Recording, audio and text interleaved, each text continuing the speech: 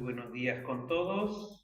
Hoy día comenzaremos la unidad de aprendizaje 1 que corresponde a la célula y sus funciones. En esta clase asincrónica veremos la organización celular. Primero que todo, hay que entender que todos los seres vivos están compuestos por una o más células. Y estas células sabemos que son la unidad morfológica, estructural mínima de todo ser vivo, y que están compuestas por estructuras complejas, con funciones muy especializadas. Y al igual que el cuerpo humano, en el interior de estas células existen órganos que permiten la realización de estos procesos vitales. Y a estos órganos precisamente se les llama organelos, o en algunas literaturas también llamadas los orgánulos celulares, los cuales pueden variar en forma, composición y estructura, ¿ya? Dependiendo del tipo de célula a la cual nos estamos refiriendo. Hoy hablaremos un poquito sobre estos orgánulos celulares, que son y sus funciones dentro de estas células. Según su estructura celular, los tipos de organelos que posean, la clase de procesos y metabolismos que lleven a cabo y la manera en la que se agrupen o en todo caso interactúen con otro tipo de células y con su entorno, estas células podemos clasificarlas en células tanto eucariotas como procariotas. Y a su vez, también podemos clasificarlas como células animales, vegetales, fúngicas, protistas, arqueas e incluso bacterianas. Nosotros, para nuestro curso, nos centraremos más en lo que son las células eucariotas. Estas células eucariotas conforman a los organismos que son mucho más complejos que las células procariotas y se caracterizan, como vemos, pues, por tener un núcleo celular bien definido, con envoltura y un nucleolo, en el cual va a estar contenido el material genético de la célula. Además, poseen citoplasma, citosol y una gran variedad de orgánulos que no están presentes en las células procariotas, como son, por ejemplo, las mitocondrias o el aparato de Golgi y los retículos endoplasmáticos. También podemos mencionar por aquí al citoesqueleto, los centrosomas, cilios, flagelos, y no hay que olvidarnos de lo que es la membrana plasmática. Hoy hablaremos un poquito de cada una de estas partes constitutivas de nuestra célula eucariota, comenzando por lo que es el núcleo. Este núcleo celular, que viene a ser una pequeña estructura de aspecto esferifoide, o en algunas literaturas llamada también una forma ovalada, que se encuentra por lo general en el centro del núcleo de las células pues eucariotas, y que contiene todo lo que corresponde al material genético del organismo. Es el principal orgánulo de nuestra célula y además el centro operativo, porque se encarga pues de controlar las actividades celulares. Además, almacena y mantiene la integridad de toda la información genética del organismo, para que en el momento adecuado pueda ser transmitida dicha información a las células celulares. Dentro del núcleo celular se encuentran moléculas de ADN, con el ácido desoxirribonucleico, y moléculas de ARN, que corresponde al ácido ribonucleico. Además, bien encontramos otras estructuras, como son la envoltura celular y el nucleolo. Este nucleolo es una estructura que está formada por proteínas que están encargadas de sintetizar el ARN. Este nucleolo es una zona densa y el número de nucleolos dentro del núcleo va a depender de cada tipo celular, pero su función principal, como ya hemos mencionado, es el ensamblaje de proteínas. También encontramos dentro de la estructura celular al citoplasma. Este citoplasma que viene a ser el medio interno de la célula y es un sistema coloidal de consistencia gelatinosa y heterogénea, compuesto por orgánulos y el hialoplasma. Su función principal es la de comunicar el medio interno de la célula con el medio externo. Dentro de este citoplasma existen en realidad diferentes elementos que cumplen diversas funciones, como por ejemplo orgánulos celulares, que son estructuras que tienen diferentes funciones dentro de la célula, como por ejemplo las mitocondrias, que van a proveer la energía a la célula, y por supuesto el agua, ¿no? Ya que el 80% del citoplasma es agua. Otra estructura celular corresponde al citosol. Este citosol, llamado también en algunas otras literaturas como hialoplasma, y que viene a ser el medio interno de nuestro citoplasma. Es decir, es un líquido de matriz alrededor del citoplasma y va a estar formado por un 85% de agua y con un gran contenido de sustancias que van a estar dispersas en este citosol, y además va a tener pues una forma coloidal. En otras palabras, va a estar compuesta por prótidos, lípidos, glúcidos, ácidos nucleicos y nucleótidos, así como también por sales disueltas pues, entre sus funciones van a destacar una gran cantidad de reacciones metabólicas muy importantes para nuestra célula, tales como por ejemplo la glucólisis, la gluconeogénesis, fermentación láctica, entre otros. En las células eucariotas, si bien numerosas rutas metabólicas aún ocurren en este citosol, hay muchas otras reacciones que van a estar realizadas dentro de nuestros órganos. Y precisamente otro de los componentes de nuestra célula corresponde a estos órganos celulares, que vienen a ser estructuras especializadas que se encuentran en el interior de la célula y participan en el mantenimiento, crecimiento y división de estas células. Ahora, dependiendo, claro, del tipo celular, algunas estructuras pueden o no estar ausentes en estas. En cuanto a estas organelas celulares, podemos clasificarlas dependiendo si tienen o no membrana. Como por ejemplo, podemos aquí mencionar a los organelos membranosos, que son aquellos que poseen una membrana propia y su forma está en relación con la función que realizan. Un ejemplo claro de estos orgánulos membranosos viene a ser nuestro retículo endoplasmático, que distribuye las proteínas que se producen en los ribosomas.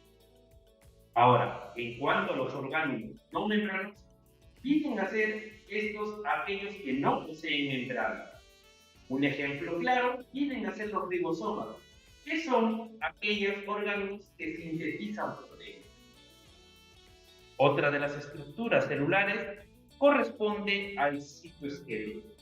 Este citoesqueleto es una estructura compuesta por una red de filamentos, podríamos decir de forma literal que es un esqueleto de la célula, la cual no solo le da soporte a la membrana plasmática y forma la célula, sino que también ayuda a proporcionar correctamente los orgánulos dentro de nuestra célula. En otras palabras, los posiciona en su lugar adecuado. Por ende, proporciona rieles para el transporte de vesículas y, por supuesto, que muchos tipos de células permiten que la célula también se desplace.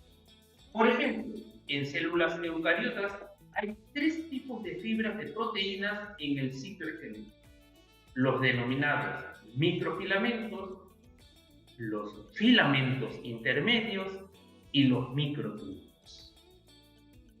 Otra de las estructuras celulares corresponde al centrosoma.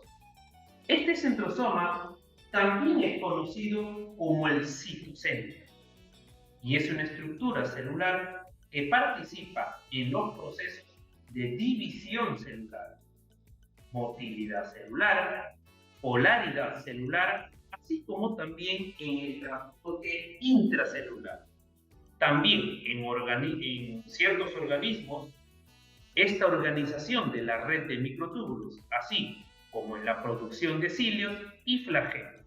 Por ende, este centrosoma tiene una vital importancia dentro de nuestra estructura celular. Otra de las estructuras celulares que vamos a mencionar el día de hoy corresponde a los cilios y flagelos. Estos cilios y flagelos que vienen a ser prolongaciones móviles que van a estar presentes en la superficie de muchos tipos celulares, y su función es la de permitir el desplazamiento de una célula aislada a través de este líquido, o en todo caso desplazar el líquido extracelular sobre la superficie de la célula. Por ejemplo, en el caso de los varones, un ejemplo claro de flagelo estaría en la cola del espermatozoide. Y en el caso de las mujeres, un ejemplo claro de cilio corresponde a los cilios que encontramos en la superficie del óvulo, como vemos aquí en la imagen. Otra de las estructuras celulares importantes corresponde a los ribosomas. Los ribosomas son órganos muy pequeños, aproximadamente de 32 nanómetros en las células eucariotas, y están formadas principalmente por ARN ribosómico y por proteínas, y están encargadas de la traducción del ARN mensajero a proteínas. En otras palabras, ayudan a que los aminoácidos junten para formar también proteínas. También vamos a mencionar dentro de las estructuras celulares a nuestro retículo endoplasmático rugoso. Este retículo endoplasmático rugoso, también llamado retículo endoplasmático granular, o en algunas literaturas llamado también como retículo endoplasmático rugoso, y el gastroplasma, viene a ser un orgánulo que se encarga de la síntesis y transporte de proteínas. Ahora, hay que entender que este retículo endoplasmático rugoso solamente lo vamos a encontrar en las células eucariotas.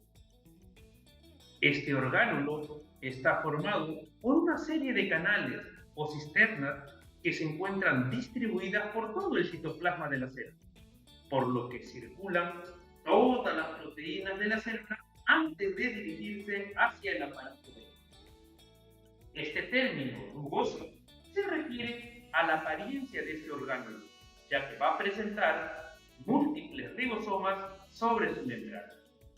Además, está ubicado junto a la envoltura biliar y se une a esta, de manera que esto va a permitir que pueda introducirse los ácidos ribonucleicos mensajeros que contienen la información para la síntesis de proteínas. Y así como el retículo endoplasmático rugoso, también vamos a mencionar al retículo endoplasmático liso, que consiste en un conjunto de estructuras tubulares y membranosas que están conectadas entre sí, las cuales se continúan en las cisternas de su contraparte, que es el retículo endoplasmático rugoso. Pero la gran diferencia entre ambos es que el retículo endoplasmático liso no contiene ribosomas adosados a su membrana, y debido a esta carencia de ribosomas, las proteínas presentes en este orgánulo tienen su origen en el retículo endoplasmático. Este orgánulo cumple funciones de síntesis de lípidos, desintoxicación del alcohol y otras sustancias perjudiciales, regula los niveles de glúcidos en la sangre y también sirve como reserva de minerales esenciales como es el del calcio. Otro de los orgánulos importantes que corresponden a nuestra célula es el complejo de Golgi. Este complejo de Golgi viene a ser un organelo que es considerado como una pequeña fábrica productora, distribuidora, empaquetadora de moléculas celulares, y en algunas literaturas lo vamos a encontrar también como aparato de Golgi, o llamado también kit Pearson. se distingue por tener una forma de luna compuesta por varios átomos, cuyo número varía dependiendo del tipo y origen de la célula. Tiene una estructura muy compacta y plegada para hacer más eficiente su función. Y consta de ciertas cisternas, vesículas y un lumen, con dos caras. La cara cis, que es el lado receptor de vesículas, y la cara trans, que es la cara que las envía hacia afuera. Este aparato de Golgi es el encargado entonces de empaquetar, etiquetar, guardar y enviar los productos que provienen del retículo endoplasmático y otros organelos que se encuentran dentro de la célula. Dichos productos, por ejemplo, pueden ser proteínas o lípidos. Y así vamos llegando, por ejemplo, a otra estructura muy importante dentro de nuestra estructura celular, que corresponde a los lisosomas. Estos lisosomas son un tipo de orgánulos celulares indispensables para la digestión celular. Vienen a ser burbujas dentro del citoplasma en las que están contenidas diferentes enzimas hidrolíticas, es decir, digestivas, capaces de poder descomponer las moléculas complejas, como por ejemplo las proteínas, los lípidos, los ácidos nucleicos, los carbohidratos, en moléculas mucho más pequeñas o, dicho de otra manera, mucho más simples. Estos lisosomas están presentes en casi todas las células eucariotas y se crean en el aparato de Golgi de nuestra célula, a partir de vesículas cuyo interior, por supuesto, es necesariamente ácido. En otras palabras, tiene un pH aproximadamente de 5. Otra de las estructuras celulares que vamos a mencionar también son nuestros perixotomas, que vienen a ser organelas celulares que constan de una membrana constituida por una doble capa lipídica, es decir, una doble capa de grasa, y que tiene en su interior una matriz perisomal que contiene proteínas de función enzimática. En otras palabras, que van a ser capaces de transformar unos compuestos en otros. Estas enzimas catalizan muchas reacciones de síntesis y, por ende, también de degradación de compuestos de gran importancia metabólica. Otro de los órganos celulares que vamos a mencionar el día de hoy corresponde a los proteosomas. Estos proteosomas, que son un complejo proteico que tienen como función principal la degradación de proteínas dañadas o que son innecesarias, mediante una proteólisis, o dicho de otra forma, una reacción química que rompe estos enlaces peptídicos. El sistema ubiquitina-proteosoma, por ejemplo, es una vía reguladora central en la homeostasis de proteínas y funciona específicamente etiquetando proteínas diana como ubioquitina, y estas las envía a los proteosomas para su degradación. Este proteosoma reconoce la etiqueta mediante los receptores de ubiquitina, despliega la proteína diana y la degrada, cortándola en péptidos mucho más pequeños, y de esta manera permitiendo el buen funcionamiento de nuestra célula. Otro de los órganos muy importantes para nuestro cuerpo corresponde a las mitocondrias. Estas mitocondrias, que vienen a ser órganos citoplasmáticos que operan como centrales energéticas, sintetizando las moléculas de ATP que brindan combustible químico a los diversos procesos celulares que van a ser necesarios para la vida, como por ejemplo la respiración celular.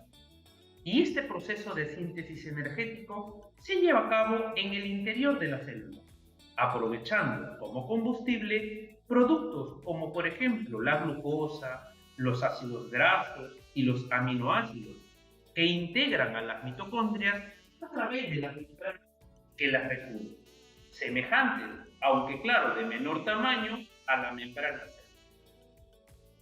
Por último, mencionaremos también una parte muy importante de la estructura celular, que corresponde a nuestra membrana plasmática.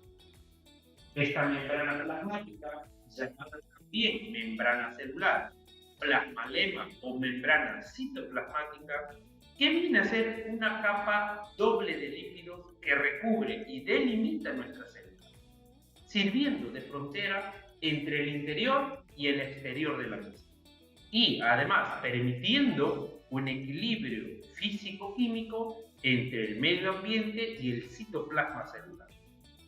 La característica principal de esta membrana plasmática viene a ser su permeabilidad selectiva, es decir, la capacidad para permitir, o en todo caso, para rechazar el ingreso de moléculas mediante ciertos parámetros o, dicho de otra manera, ciertos pasos que determinan la entrada o salida de sustancias al interior de nuestra célula, regulando así, por ejemplo, el paso de agua o de nutrientes o en todo caso de sales iónicas. Y de esta manera, manteniendo el citoplasma siempre en condiciones óptimas en lo que a potencial electroquímico, pH o concentración se refiere. Esto último, claro, ocurre a través de dos procesos elementales que vienen a ser, por ejemplo, la absorción o, en todo caso, la expulsión de ciertas sustancias celulares, pudiendo también, por ejemplo, liberar al medio ambiente ciertos materiales de desecho metabólico, fruto, claro, por ejemplo, de la respiración celular, y que para ello pues se forman pequeñas vesículas en la membrana plasmática que sirven como medio de transporte celular. Aquí les he colocado una cierta literatura para que puedan ubicarla. Muchas gracias a ustedes, chicos.